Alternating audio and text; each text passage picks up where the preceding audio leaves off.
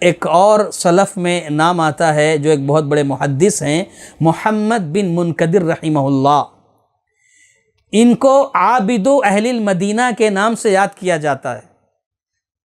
اہل مدینہ، مدینہ کے عبادت گزار کے نام سے ان کو پکارا جاتا تھا۔ ان کے بارے میں آتا ہے بڑے محدث، یہ قیام اللیل کے ایسے پابند، سبحان اللہ، خود بھی قیام اللیل کرتے تھے، اپنے گھر والوں کو بھی کرایا کرتے تھے۔ انہوں نے اپنے گھر میں رات کو 3 حصوں میں تقسیم کر لیا تھا۔ رات کا پہلا حصہ جب آتا تو اپنی بہن، اپنی ہمشیرہ کو بیدار کرتے اور کہتے کہ فلاں اس وقت سے لے کر اس وقت تک تم قیام اللیل کرو۔ آپ کی بہن رات کے ایک حصے میں، یعنی پہلے حصے میں قیام اللیل کرتی، عبادت کرتی اللہ تعالیٰ کی۔ جب پہلا حصہ ختم ہو جاتا، دوسرا حصہ شروع ہوتا تو ان کی والدہ بیدار ہوتی اور ان کی والدہ دوسرے حصے میں اللہ کی عبادت کرتی، قیام اللیل کرتی، اور جب دوسرا حصہ بھی ختم ہو جاتا تو تیسرے حصے میں خود یہ محدث محمد بن منکدر رحمۃ اللہ علیہ بیدار ہوتے، انہیں بیدار کیا جاتا، وہ اٹھتے اور وہ رات کا آخری حصہ اللہ تعالیٰ کی عبادت میں گزارتے، قیام اللیل میں گزارتے۔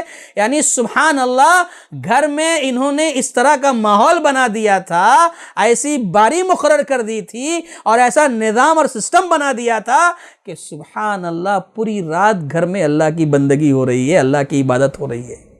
کیسے تھے ہمارے اسلاف، دیکھیے کیسے گزارا ہمارے اسلاف نے رمضان۔ دیکھیے آج ہم لوگ بس رمضان گزارنا چاہتے ہیں، بس صرف کھانا ہے، پینا ہے، خریداری کرنا ہے، یہ کرنا ہے، وہ کرنا ہے، عید کے لیے یہ چھوٹ گیا، وہ چھوٹ گیا، یہ سامان لانا ہے، وہ لانا ہے، ارے اس بار افطار میں یہ نہیں بنا، یہ نہیں کھائے، یہ نہیں کھائے، یہ نہیں پکائے، اسی میں ہم رہ جاتے ہیں۔